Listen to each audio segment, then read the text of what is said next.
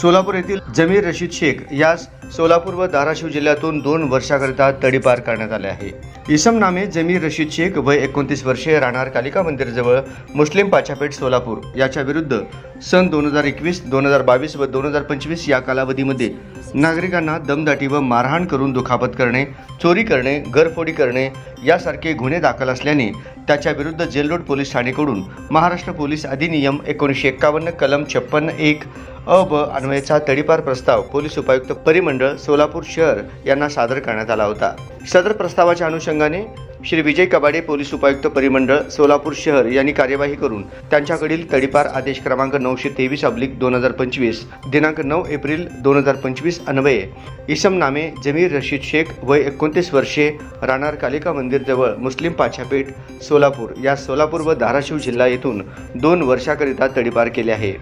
त्यास तडीपार केल्यानंतर पुणे येथे सोडण्यात आलेले आहे।